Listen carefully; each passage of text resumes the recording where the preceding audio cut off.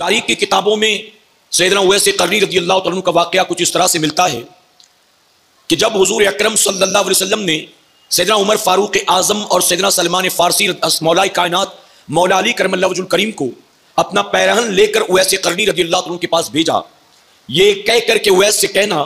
کہ میرا یہ جبہ پہن کر اویس میری امت کے لیے بخشش کی دعا کرے۔ فرمایا گیا سیدنا اویس قرنی رضی اللہ تعالیٰ عنہ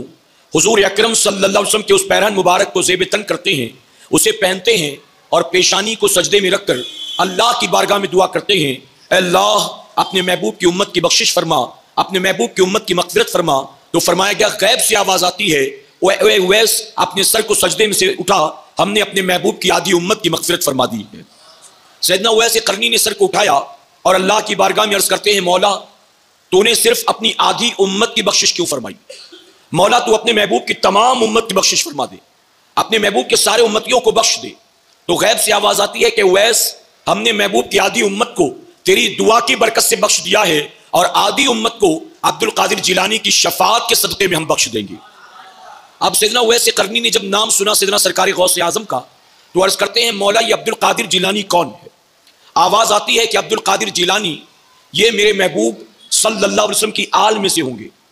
تم سے بہت بعد میں آئیں گے، یہ میرے بھی محبوب ہیں، میرے محبوب کے بھی محبوب ہیں، اور اے اویس میں نے عبد القادر کے مرتبے کو اتنا بلند کیا ہے کہ اس کا قدم تمام اولیاء کی گردن پر ہوگا، اویس جو اس کے قدم کو اپنی گردن پر لے گا میں اس کے درجات کو بلند کر دوں گا، اور جو عبد القادر جیلانی کے قدموں کو اپنی گردن پر نہیں لے گا وہ چاہے جس مقام پر بھی ہوگا میں اس سے اس کا وہ مرتبہ چھین لوں گا۔ فرمایا کہ سیدنا اویس قرنی نے اسی موقع پر اپنی گردن کو خم کیا اور اللہ کی بارگاہ میں عرض کرتے، مولا آج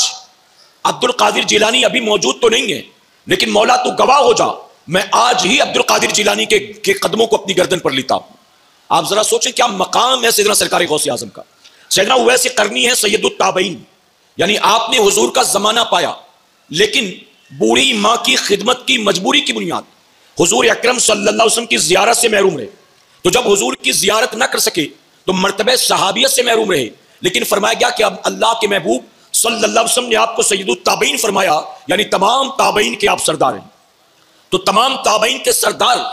غوث اعظم کی آمد کی بشارت بھی سناتے اور غوث اعظم کے قدموں کو اپنی گردن پر بھی رکھتے ہیں۔